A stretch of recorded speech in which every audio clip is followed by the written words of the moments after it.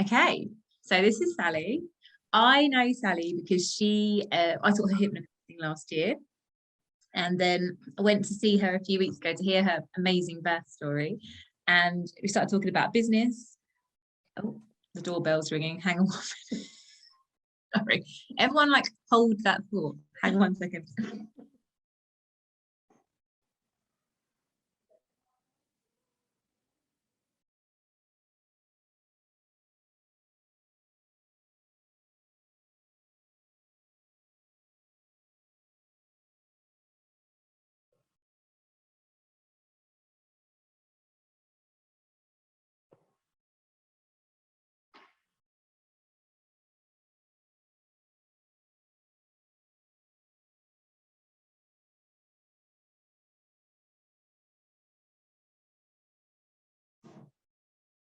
Sorry guys, I'm back. So got chatting to Sally about her business, which she'll tell you about in just a minute, and how amazing she is at organisation and getting everything sort of streamlined and organised. I was like, oh my God, you sound like someone I need in my life. So she's been doing some sessions with me behind the scenes of Bun in the Oven, and I persuaded her to come on here today. So Sally will probably tell you herself, this is not her comfort zone. It's her first presentation. So we're all absolutely here to support you rather than make you feel intimidated. And I've been really amazed at all the brilliant things that she has shared with me. So she's kindly sharing them more widely. So I will hand over to you, Sally. Thank you. So kind. Right. Let me share my screen. This one.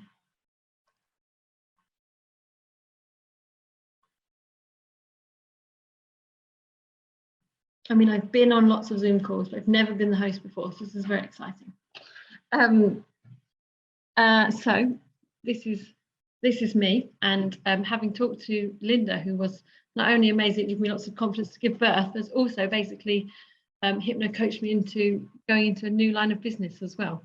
So I have to move my thing away from me. Right. So just a little bit about me first. I'm the oldest of 4 children, and why I think that is relevant is because there's 4.5 years between me and my youngest sister. So we grew up in what I can only describe as complete organised chaos. I mean, it was organised, but I have no idea how she did it. She's still like it now, despite my best efforts to streamline her as much as I can. My mum just runs on organised chaos. And so I like the organised side, and the chaos just used to stress me out. So I guess that's where my enjoyment of organising probably came from.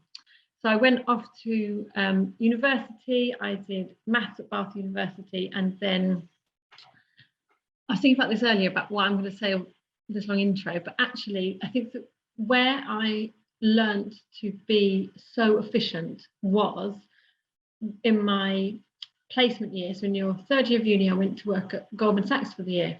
And this is an example of how 1 year in a work environment, and particularly in that work environment, completely changed my life.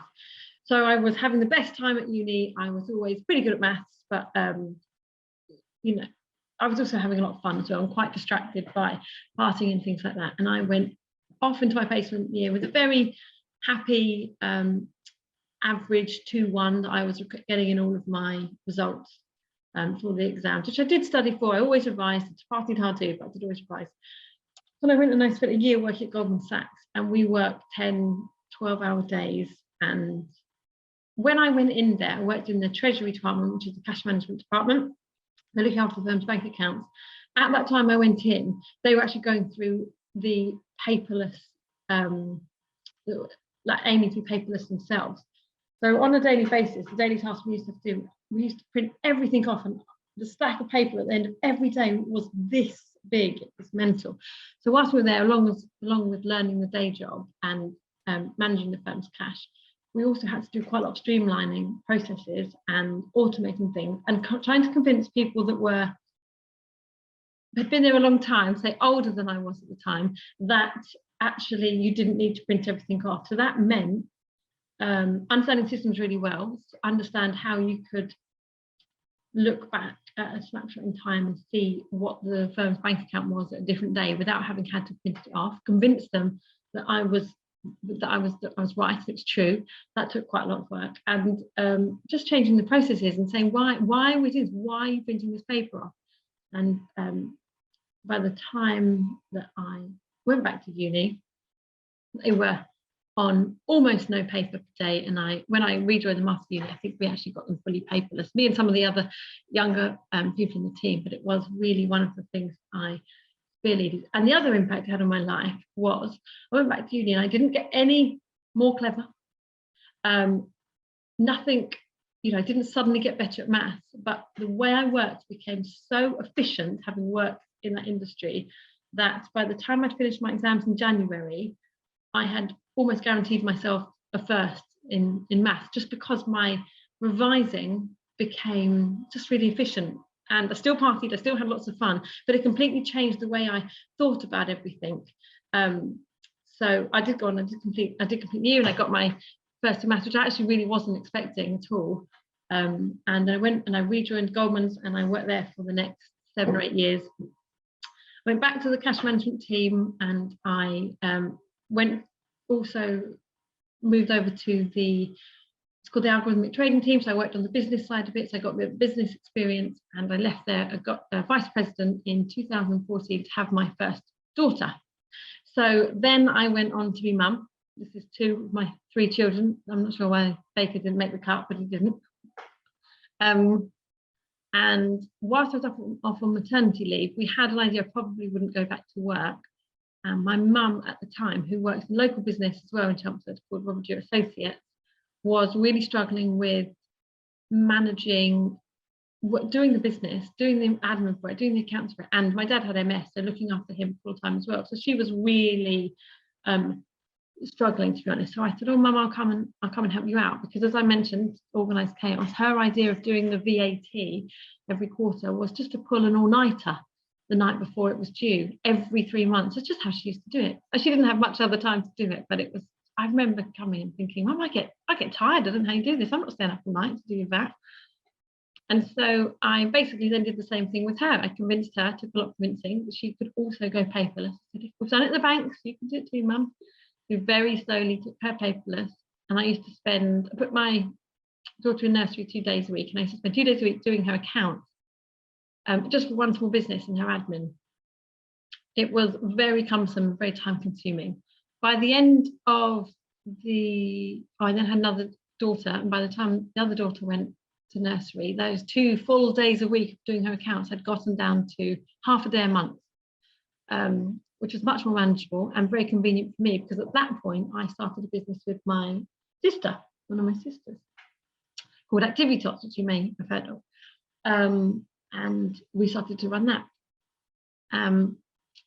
And the reason that this was my original pitch to Linda, really, the reason that I think Activitots has been so successful is we both do what we love. She loves running around and playing with kids because she is a big kid, and I really love just organising things and just being behind the computer and making things work. It was just a little bit of the old me from Goldman's, just to sit there and take an Excel spreadsheet and just make it organised and easy. And I just love making the process really easy and simple. The other thing my family think that having a maths degree makes me some sort of accountant or financial advisor, which it doesn't, but I am they call me their CFO because I do anything mathematical, finances, banking, credit card applications, any mortgage applications. I help them with everything. I've got my 87-year-old granddad. We put the banking on his iPad, and he now pays his own credit card from his iPad at 87 still. And so you can still, if I can teach my granddad to get more efficient and streamlined and not phone up and pay his credit card all the time, but to do it on his iPad, then I think I should be able to help some other people that maybe are more interested in streamlining. And then the other thing is, we just realised that what I'm offering as a business streamlining, is just what I naturally do for my friends and my family, unsolicited a lot. They may not ask for my advice, but they get it all the time. And I do my brother-in-law's taxes for him. They just come to me to help them, and the spreadsheet he came to me with just hurt my heart how difficult it was. So I had to rejig that and make it a bit more organised for him. So yeah, that's a bit about me, really. So about you, I guess if you are on this call or you are watching, firstly and foremostly, you are an expert in your field, whether that be at teaching people hypnobirthing, whether it be a photographer, whether it be a reflexologist, you're an expert in your field. So then you've decided to become an entrepreneur. An entrepreneur is somebody that takes a risk, invests money to start a business to try and make money for themselves. And then hopefully you are now as well small business owners, because that risk paid off and it's working and your business is running well, profitably, hopefully. Something that you probably also are that you didn't sign up for, that if you're like me, you didn't think would be in necessarily that you'd have to do to run your own business. But you probably are also your own sales manager, your accounts manager, your bookkeeper, your own admin assistant, your website designer, your social media manager, and so many other things. Linda and I were talking about when you think about starting a business, we did it with Activitas. Can't be that hard, can it? You know, you just get Hall. I've got a good coach, she can coach some lessons and just get some mums. Simple, really. But it just never really is that simple. One of the reasons that we think Activitas works so well is because we have someone, my sister's expert at coaching kids sport, and I just happen to be expert at the administrative side. And we're lucky that there's two of us. In fact, there's now three of us, because my other sister's come in and she's taken over the bits I don't do, like social media manager, making things look pretty, including this presentation for me today. And because you really do, it's very hard for one person to be all the three different things, all the things you really need to run a business. So if, like me, you're a mum as well, you're probably aware of baby brain. Well, I just think the business version of baby brain is just brain fog. And it's not just business, it's the fact that we are mums and we're managing school life and the emails from schools and remembering to fill up their water bottles and pack their lunches to take in school with running our own businesses. So brain fog is something that I definitely still feel when I'm disorganized, and I really hate that heavy feeling in my brain, and I just cannot be as productive as I'd like to be. I think there's three reasons that happens. The first one is, I think, a disorganized inbox makes for a disorganized brain. Now, when things were paper full, and this is what, you know, lots of desks were like in the city, this is what my mum's desk still is like. They were just absolutely completely cluttered in paper. You've got notes here, there and everywhere. And you possibly, the filing system may work for you. You may know where to file things that you, or to find things that you've filed somewhere on your messy desk. But it's, no one else could step into that and find what you wanted. And probably it makes your brain feel a bit brain foggy. So I think as everything is paperless now, our inbox is our new desk. And if you have a disorganized inbox where you can't find the emails, the information that you want, the price, the quotes, that reply from a customer very quickly, then you can't, it kind of gives you that heavy brain fog feeling as well. So my main thing I really, really champion is having an organized inbox. I can't live without mine. A time-consuming booking or sales process means you have less time to make sales. Now, I don't actually mean time-consuming for your consumer. I mean time-consuming for you. It might be easy, and I know lots of people like this, for me to send you a text to say, can I come and have a reflexology appointment? Sorry, Debbie, I'm not picking on you.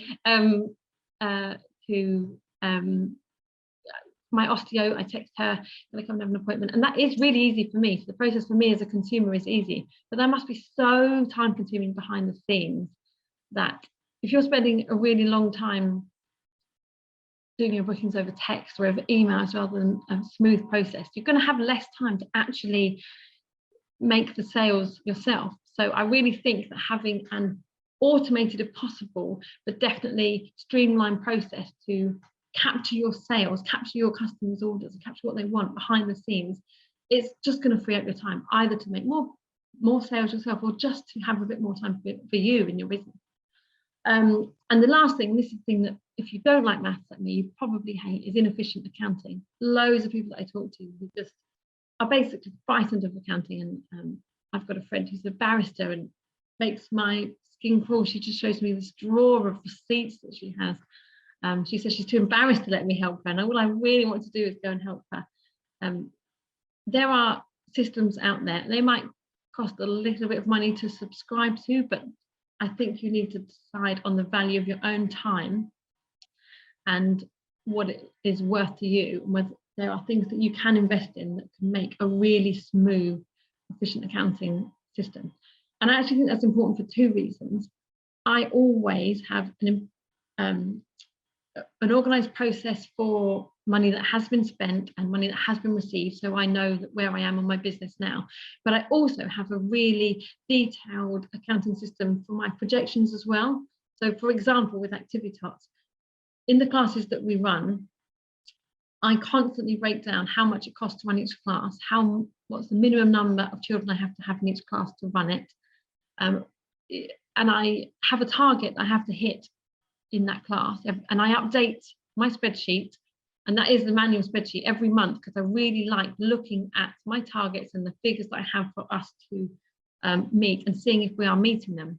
So if you don't really know exactly how much money you're spending or what costs there are for your business, or if there are costs that you can't directly relate it, but they actually are, you're not really going to be able to see the wood for the trees for how much money you're going to be able to make, and also where you can make more money.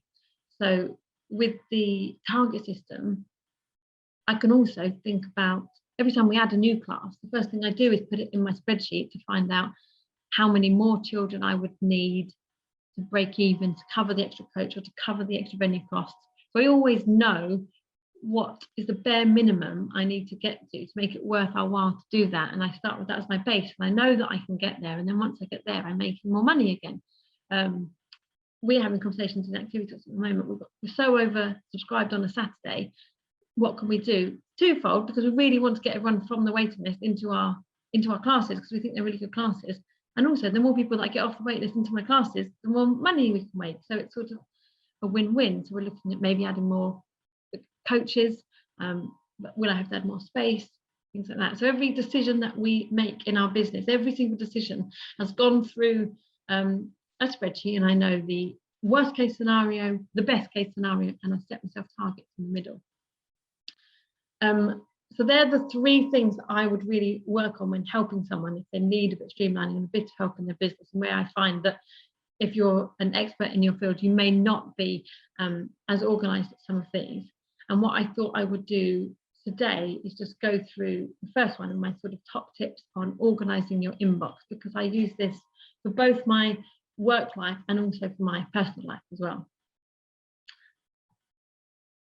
Also, so the way to help organize email management, which we're going to talk about, automating your sales system, and an easy to maintain accounting process. And easy to maintain is the most important thing. I wouldn't want to come in, or anyone to set up a system that's actually, although using Excel, quite complicated and cumbersome and hard to do. My aim is always to think you could sit down, that half a morning a month or a couple of hours a month is absolutely ideal. Just sit down, and then you're totally on top of your accounts for that month. You know what you've done, what you've earned, what targets you've hit, and where you're going for next month, what you've got coming in. Right, organized email management. I just sent a really long document on this to somebody that I'm working with recently, and I made 10 points for her to try and work on. So I thought I'd bullet them here and we could talk about them. Now, I just think my number one tip is always just file, and then file again. I mean, I have folders and folders and subfolders and then subfolders of folders, because the easier it is for me to find an email, the quicker I'm going to be able to get the answer to a client, the quicker I'm going to be able to work out my costings in the future. I just find it really, really easy. I do this in my personal life as well. So I have a file called family, and I have each person in my family listed, and then under them, my daughter, I have clubs and classes listed as well, but my daughter swims a lot, so I have a special swimming folder for her. So absolutely anything swimming related just goes into this folder. I can find it immediately, because we're getting emails from them all the time about some meetings coming up in the future, and I can't retain all of that information. I need to be able to store it, but know where I can go back to it and find it easily in the future. Actually, I'm going to pause there for a second, because one thing I've forgotten to say, which I think I said to you, Linda, is the reason that I think that I do my emails in this way is because I end up using my emails as my to-do list, which I'm going to get into, just because a bit about how your brain works and the brain fog. If you have something that you need to remember, but you've got no way of writing it down right now, you haven't written it down, or you've not documented whatever it is you need to remember, whether it be dressing up day for school on Friday, whether it be reply to this client, I can't do it right now because I've got no internet. When you've got something to remember, what your brain does is it thinks, I don't need to know this information right now, so I'm going to store it in my long-term memory, and it puts it to the back of your brain, which is where your long-term memory is, because you don't need it right now. But because you've not documented it and you've not got a process that your brain trusts that you will definitely remember this at the right time in the future, what your brain will actually do is throw it to the front, your short-term memory, at completely random times, just to remind you. So you might then be in the shower. I remember loads of stuff in the shower when you definitely can't do anything. You haven't got a pen, you've got nothing, and your brain will suddenly say, oh, don't forget, it's non-uniform day on Friday. I think, oh yeah, I must not forget that, I must not forget that. And so quickly, as quickly as you remember it, you forget it again, because your brain's reminded you, it's done its job for now, it'll commit it back to long-term memory again. And I don't know if you're like me, but the amount of times I've remembered, someone's told me something when I'm driving in the car, and by the time I've got out the car, I've completely forgotten whatever it is that I was going to do. That's your brain commit it back to long-term memory. And your brain's going to keep doing this, throwing the memory from your long-term to your short-term, until you document it or you put it somewhere where your brain can relax and think, no, I don't need to keep reminding her. I can just commit it to long-term memory, because she's got this. And so for me, that's my emails. I know once I have put it on email that I'm not going to forget this. It goes into my system and it's going to be dealt with. And that in itself reduces anxiety, reduces tension, and just clears some of the brain fog. So that's one of the reasons I file, because if I get an email about a swimming meet coming up, or in my business, one of the venues closes on the election in May. They told me about that in March.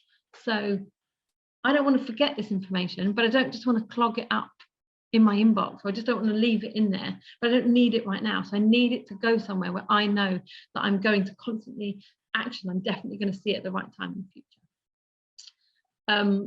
If, like some people that I know, which is lots of people actually, I've not really seen anyone that I've gone to that doesn't do this yet, their inbox has thousands of emails in them because they don't archive. Don't worry, you don't have to go back, and you don't have to go back and find everything from now.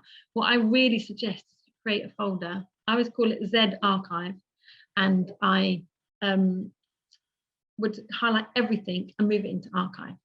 If you use your inbox as your search function, you can still do that, but you just do it in your archive folder.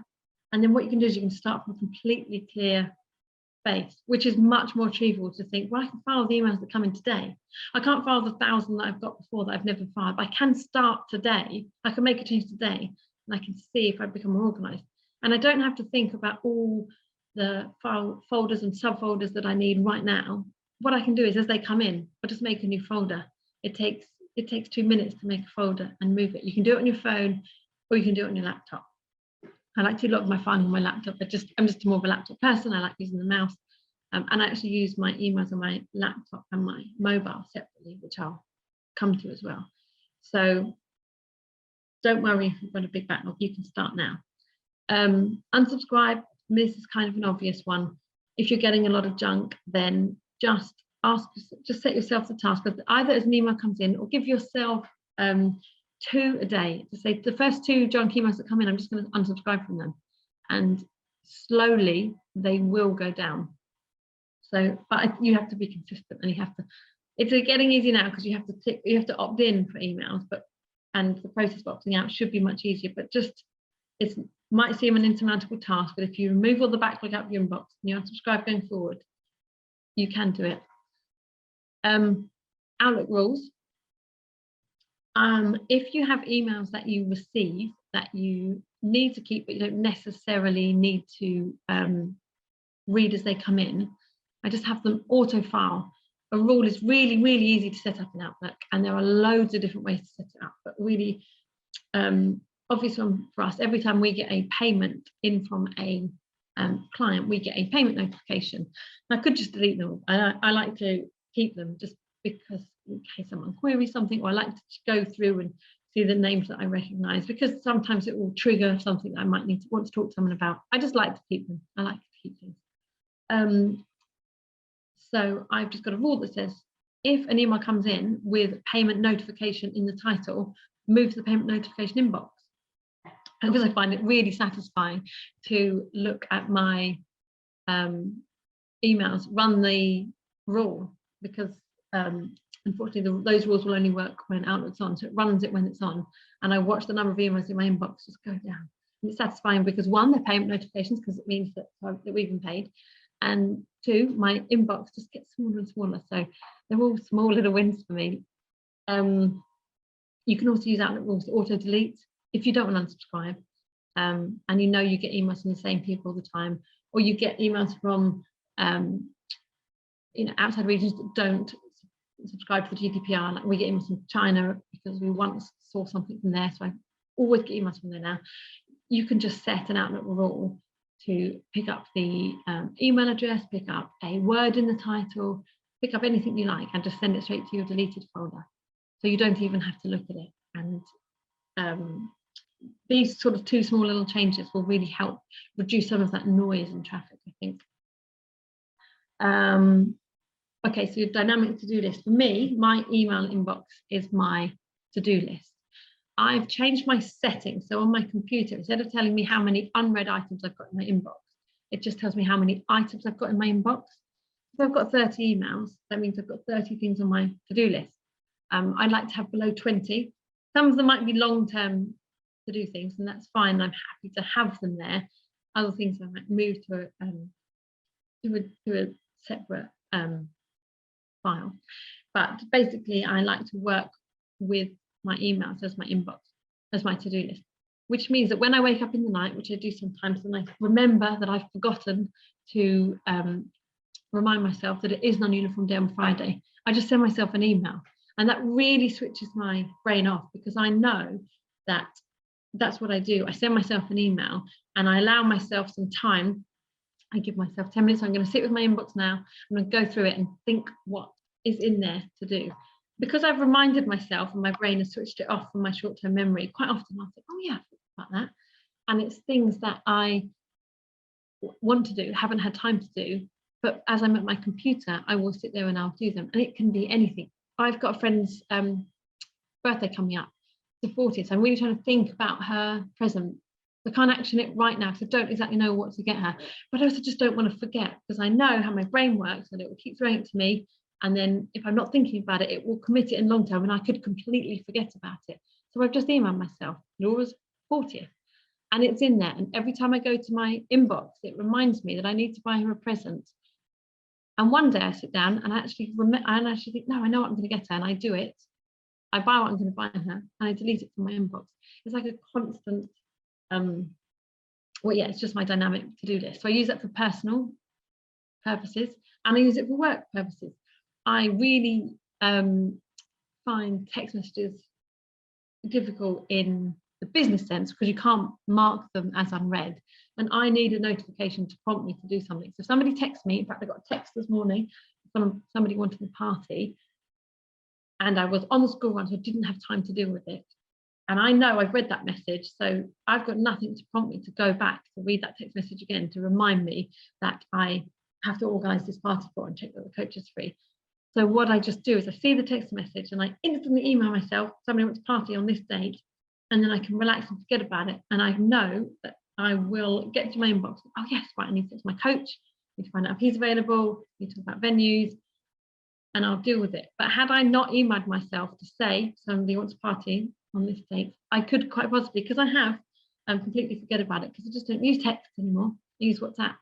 WhatsApp is slightly better because you can mark the chat as unread, and for me the notification is my prompt to go back and look at something. But still, it's not the reason I don't like it is because you can't delete. I can't read text from Linda reminding me I've got this thing today, and I'm not going to delete my chat with her. So I email myself to remind me that I've got this thing coming up and to make some notes of what to talk about in advance because I just didn't want to forget about it. So yeah, it's my dynamic to-do list that I update all the time. And yes, I've said about I changed that to the number of emails. So as I go, I delete, and that brings it down. But what I will do is I will leave items unread, because on my phone, the notification comes up with 3 unread. So I use the unread notifications as my call to action that I have to do something. And I use this for 2 things mostly. One, something I need to do imminently. So quite often, if it is non-uniform the next day at school, even though I probably wouldn't forget, just to be sure, I'll email myself the night before, say non-uniform. When I just see that little number 1 in the corner of my inbox, I remember what it is. I don't even need to read the email. And I know I can delete that email as soon as they've gone to school and clear my notification because I've completed it. I've completed the task of sending them in with their £1 in their non-uniform. So I do it for things that I do not want to forget and I want to do immediately. If I need to pay somebody, but I need to get access to the Wi-Fi, or I need to log on to my bank, but I really want to do that imminently because I want to get an invoice, I'll leave that unread. It's something I need to action immediately. The other thing I use it for is things I don't really want to do, but I have to do. The unread notification irritates me so much that it will make me do it, and it will be something that I'm really not comfortable with. I don't know, I'm not very good. I'm much better with numbers than words. So maybe even writing up my prompt for what I'm talking about today. It's one of the things I know I need to do, I want to do, but I'm not looking forward to doing it. So all I do is I email myself, I make it unread, and every time I look at my phone, that's a reminder that's something that I need to do.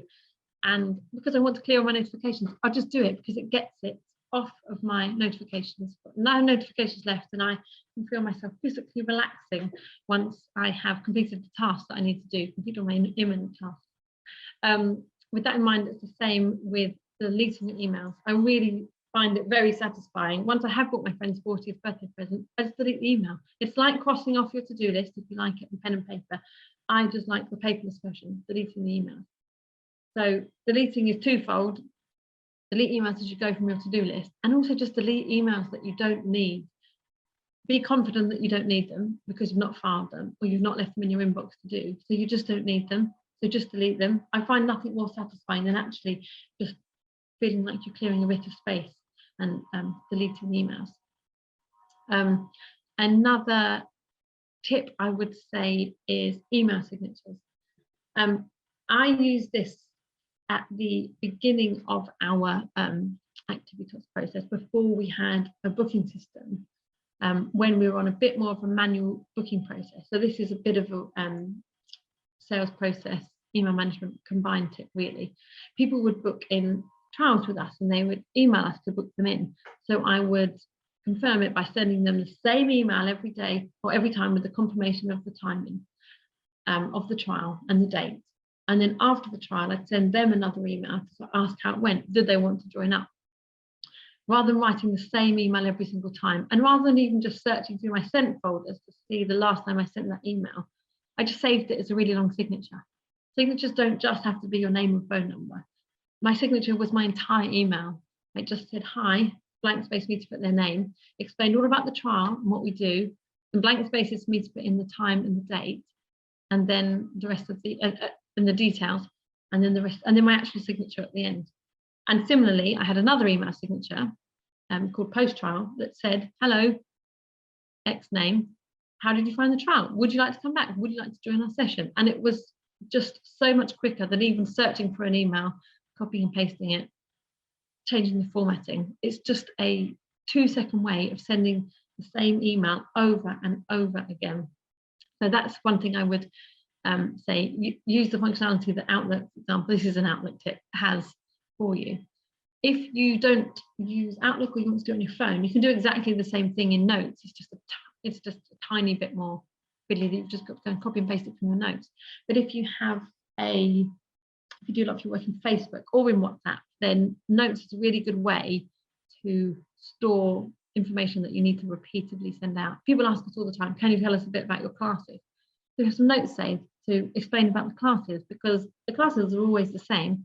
So our response is relatively the same. I mean, we can personalize it, obviously, but to just go and copy and paste some notes to put in a Facebook message or WhatsApp or an Instagram message is just so much quicker than writing it or looking for the last time you sent that message and forwarding that on. So notes and email signatures are there, definitely use them. And then my last tip I would say is to cheat a little bit. I always have a cheat account. I actually have 4 email addresses. I have one I use for personal, one I use for business, and I have 2 more that I use for different types of shopping, basically, where I don't want to be filing all of the emails I get. So if I'm buying something and I don't care so much about keeping the receipt, I'll just sign up with one of my other email addresses. And there is nothing more satisfying than not filing sometimes. So I just have some cheat accounts and I let myself not organize that, because nobody can organize everything. I do the same in my house. Most of my cupboards in my house are extremely organized. I'm trying to train my daughters, put things in a certain place, because then you can always find them. And have a shoe cupboard that I really hate organizing. I just throw shoes in there. I know it would take me 2 minutes to bend down and put them in nicely in their right little space with their right little name. I just can't bother to do it.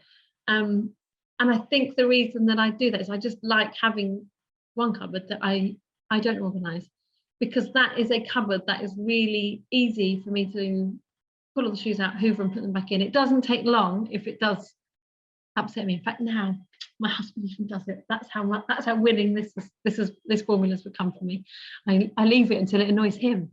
But there's just something about giving yourself some slack and not doing it all the time. And I think, oh no, I'm going to organise my Tupperware drawer or my drawer of all my drinks bottles. I'm just going to chuck the shoes in. And I really take pleasure in chucking them in every time and not organising it whatsoever. So I just do the same for my emails.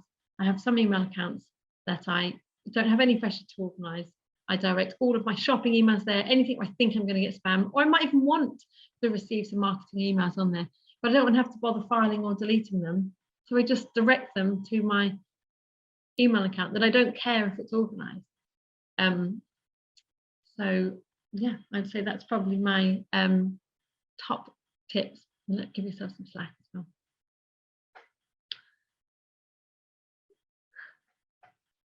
I didn't want to jump in. I was like, Honestly, it's amazing. And actually, I've heard some of this before, because obviously you've been coaching me. And but hearing it again is really useful for consolidation. I might even genuinely watch this again just to kind of like absorb it, because anything that makes life a bit easier is just so like amazing. I had a question, but I don't know if I've written it down very well.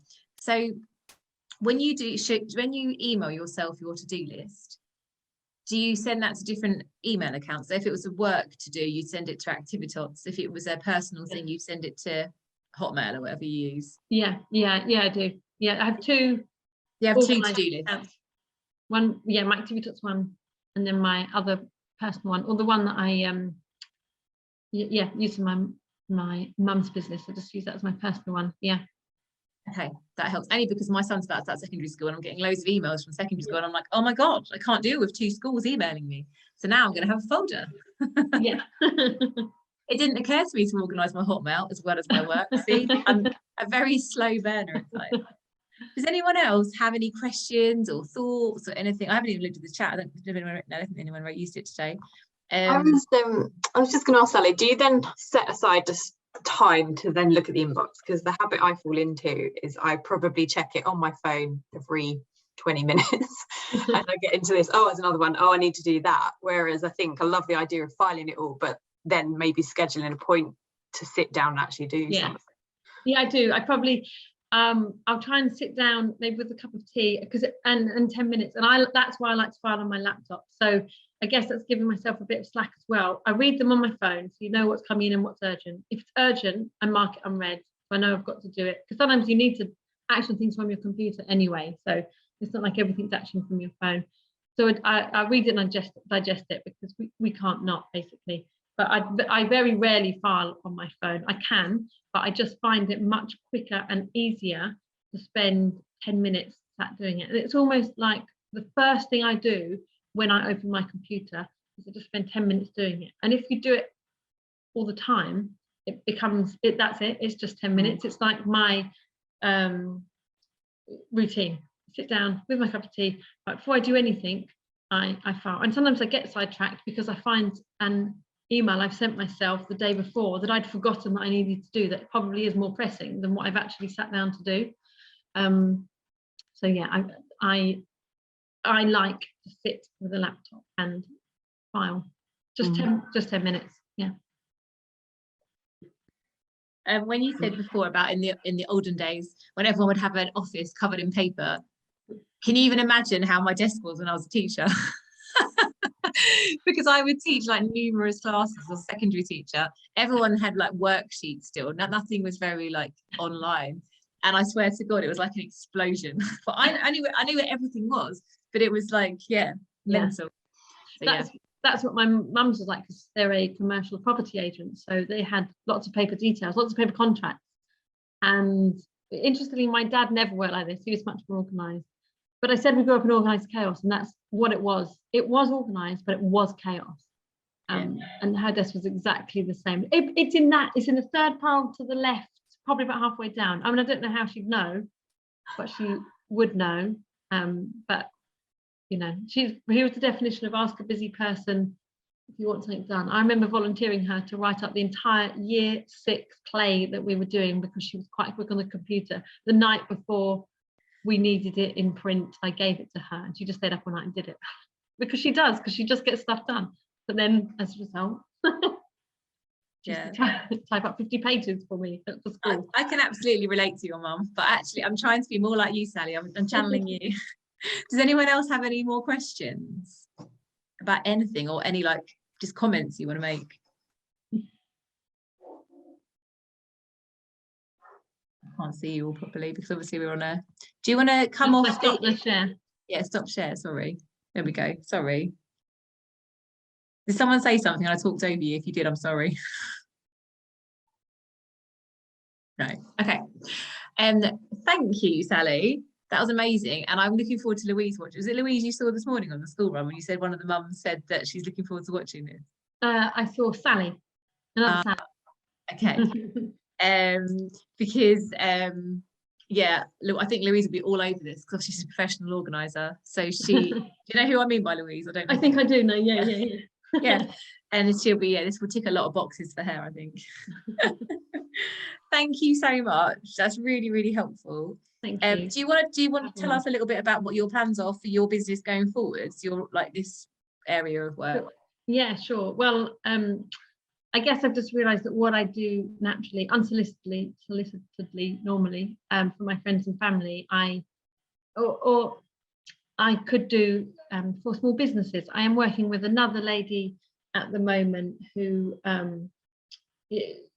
has a booking system, but an inefficient one. And I just feel like it's the process that we went through with Activitas and I've gone through with my mum. And I'm just going to go through the whole process with her and basically organise all those 3 aspects with her. So I guess that's my plan. I can, I don't know every technical system, but I can learn them pretty quickly. I know a little bit about, a little bit about WordPress, a little bit about everything, enough technically about a lot of things to be able to come into most businesses, I think, and be able to offer a different perspective, because my expertise isn't hypnobirthing or photography or things like that. It is the other part of business where I think if you run a business on your own, it's really hard to do everything at once. And especially when you start, you don't necessarily plan for how big or busy you're going to be. So your initial way that you started your business just might not be that scalable. So I am hoping to work with people one-to-one in just streamlining their business, helping them make the processes better so they can either have more time to themselves to make more money, or just more time for themselves, or more time to scale, really. Yeah, so those 3 main pillars that I talked about are the 3 aspects I think I can really help people with. So yeah, it's just a case of pinging me a message. I'm going to join the village and having a chat and seeing what we can do, really. Fantastic. Thank you. And I think you'll be amazing at it. I know you'll be amazing at it because you already are amazing. Funnily enough, I will just say one thing and then I'll let everyone go and get on with their day, including going and finding my children who are eating popcorn and watching TV. After last week, I was like, oh my God, like I'm going to free up some time. This is really exciting. So I immediately obviously feel that time. And now I'm planning starting a community choir. So I've got someone to run it. I've got a venue. So yeah, all to be revealed. I can't just like enjoy the fact I might have a bit more time. I have to fill it with something else. So if anyone is interested in joining my community choir, I will let you know more about it. Anyway, anyone else got anything they want to say? No, just thank you. It was a really interesting, I'm motivated now to go and sort Thank you. out. Yeah, it's very motivating and it's so nice, isn't it, to feel clear mentally. So yeah, all of that is spot on. Thank you so much, Sally. Have a very nice day, everybody. And I'll put this obviously in the group for people to watch back if they want to, and obviously everyone else to watch if they haven't already. But yeah, see you later, ladies. Thank you. See you later. Bye.